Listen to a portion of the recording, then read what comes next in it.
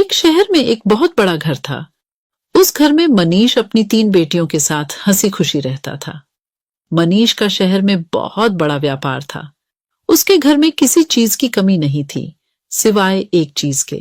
मनीष की बीवी की मौत एक कार एक्सीडेंट में हो गई थी, जिसकी कमी हमेशा उसे महसूस होती थी। मनीष ने अकेले ही अपनी बेटियों को पाला पोसा था। उसकी तीनों बेटियां बहुत ही सुंदर थीं, पर उसकी सबसे छोटी बेटी छाया सबसे सुंदर थी।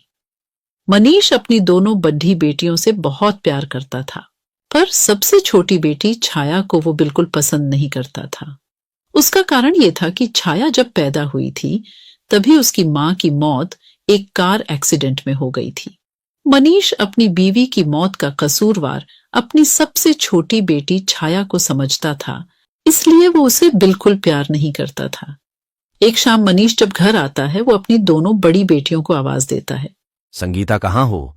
तुम दोनों जल्दी आओ, देखो मैं तुम्हारे लिए क्या लाया हूं। पापा, हम आपका ही इंतजार कर रहे थे। जल्दी से दिखाइए आप हमारे लिए क्या लाए हो। ये देखो संगीता, मैं तुम्हारे लिए कितने सुंदर जूते लाया हूं। मेरे लिए क्या लाए हो? पापा, मुझे भी दिखाओ। छाया पास खड़ी सब देख रही थी। उसे लगा कि उसके पापा उसे भी आवाज देकर बुलाएंगे और उससे भी कुछ देंगे। वो इंतजार करती रही, पर उसके पापा ने उसकी तरफ देखा भी नहीं। वह फिर डरते डरते अपने पापा के पास गई और धीरे से बोली, आप मेरे लिए क्या लाए हो? तुझे इस घर में खाने पीने को ढंग से मिल रहा है ना, तो उसी में खुश रह। समझी, ज्यादा उम्मीद मत लगा और जाकर अपना काम कर। छाया रोते रोते अपने कमरे में भाग जाती है। वो बहुत रोती है और अपनी मां को बहुत याद करती है। छाया अपने पापा के दिल में भरी गुस्से को प्यार में बदलने की बहुत कोशिश करती थी। वो उनके लिए अच्छा अच्छा खाना बनाती थी। मनीष को छाया पर ना तो कभी प्यार आता और ना ही तरस। एक दिन मनीष अपनी बेटियों के साथ बैठकर नाश्ता कर रहा होता है। मैं कुछ दिनों के लिए बाहर काम से जा रहा हूं, तुम अपना ध्यान रखना और अच्छे से घर में रहना। आप कहाँ जा रहे हो पापा? क्या हम आपके साथ नहीं चल सकते? नहीं बेटा, दरअसल वहां आसपास काजीरंगा नाम का जंगल है, तो तुम्हें वहां ले जाना ठीक नहीं है। तुम लोग घर पर ही रहो और खूब मजे करना। संगीता, माया और छाया उदास हो जाते हैं। उदास मत हो, मैं जल्दी ही वापस आ जाऊंगा। चलो, अब जल्दी से बताओ कि मैं तुम्हारे लिए वहां से क्या लेकर आऊं। मुझे एक सुंदर मोतियों की माला चाहिए। मैंने सुना है जहाँ आप जा रहे हो, वहाँ के जंगलों में बहुत सुंदर फूल होते हैं, जो बिना पानी और मिट्टी के भी बहुत समय तक ताजा रहते हैं। मुझे वो फूल चाहिए। छाया इंतजार कर रही होती है कि उसके पापा उससे भी पूछेंगे, पर ऐसा नहीं होता। सब नाश्ता करके हट जाते हैं और मनीष अपने जाने की तैयारियों में लग जाता है। छाया मनीष का सारा जरूरी सामान बांध देती है। मनीष अगली ही सुबह निकल जाता है। एक दिन के लंबे सफर के बाद मनीष होटल में पहुंच जाता है, जहां उसने अपने लिए एक कमरा बुक किया हुआ होता है। मनीष कुछ दिन वहीं रहता है और अपने सारे काम खत्म कर लेता है। उसके बाद वो अपनी सबसे बड़ी बेटी के लिए एक सुंदर सी मोतियों की माला खरीदता है। माला खरीदने के बाद मनीष सीधा जंगल की ओर निकल जाता है। वो माया के बताए फूलों को बहुत ढूंढता है, पर वो उसे कहीं नहीं मिलते। फूल ढूंढते ढूंढते वह जंगल के बहुत अंदर पहुंच जाता है। अचानक उसे एक बहुत सुंदर और अलग से घर दिखाई देता है। मनीष धीरे धीरे उस घर की तरफ बढ़ता है। उसकी नजर अचानक से उस घर के बगीचे पर पड़ती है, जिसमें माया के बताए हुए फूल लगे हुए थे। मनीष उन फूलों को देखकर बहुत खुश हो जाता है। आखिर वो खुश हो भी क्यों ना, वो शाम से उन फूलों को ढूंढ रहा था। अब मनीष बिल्कुल भी वक्त बर्बाद ना करते हुए उन फूलों को तोड़ लेता है और अपने थैले में भरने लगता है। फूल तोड़ते ही मनीष को बहुत अजीब सा महसूस होता है। आसपास बहुत तेज हवा चलने लगती है और अजीब सी आवाज भी सुनाई देने लगती है। मनीष बहुत ही डर जाता है। वो जल्दी से वहां से भागने लगता है, पर वो अचानक किसी से टकरा जाता है। मनीष गर्दन उठाकर ऊपर देखता है तो उसकी आंखें फटी की फटी रह जाती हैं। उसके सामने एक बहुत खतरनाक भूत खड़ा होता है। भूत भूत, मुझे जाने दो, मुझे छोड़ दो।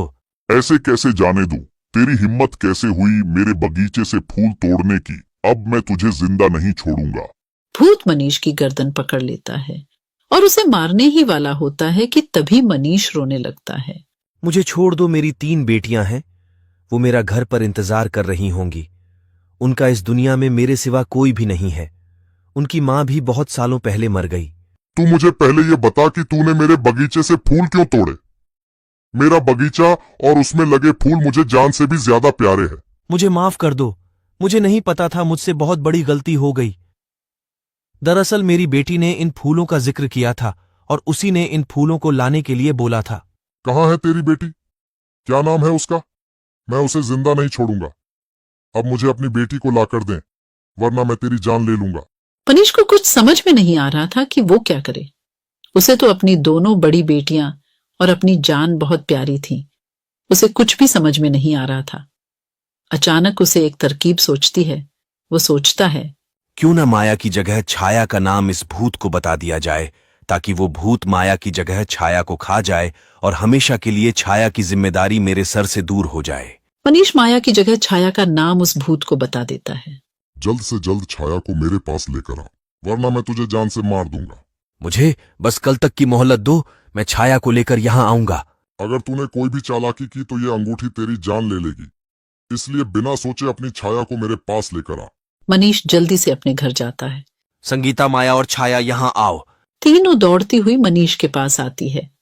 इस बार मनीष संगीता और माया की जगह छाया को गले लगा लेता है। दरअसल ये सब उसकी चाल थी, ताकि वो छाया को बहला फुसलाकर उस जंगल में ले जाकर उस जंगल में छोड़ सके। छाया बहुत खुश हो जाती है। उसके पापा ने उसे पहली बार गले लगाया होता है। बेटी छाया, तुम्हें मेरे साथ अभी कहीं चलना होगा। कहाँ पापा? वो मैं तुम्हें अभी नहीं बता सकता। छाया बिना कोई सवाल के अपने पापा के साथ चल पड़ती है। छाया पूरे रास्ते सोचती रहती है कि आखिर उसके पापा उसे कहाँ लेकर जा रहे हैं, पर डांट के डर से पूछने की हिम्मत नहीं कर पाती। मनीष छाया को जंगल में लेकर जाता है और छाया भी बिना कोई सवाल किए अपने पापा के साथ चलती रहती है। कुछ देर बाद वो भूत के घर पहुंच जाते हैं। मनीष छाया को उस घर के अंदर ले जाता है। घर के अंदर एक बहुत ही डरावना भूत बैठा होता है। छाया उस भूत को देखकर बुरी तरह चिल्लाने लगती है। बचाओ बचाओ पापा, पापा मुझे ये कहाँ ले आए? मुझे घर जाना है, मुझे बचाओ पापा। अब तुझे यही रहना पड़ेगा, समझी?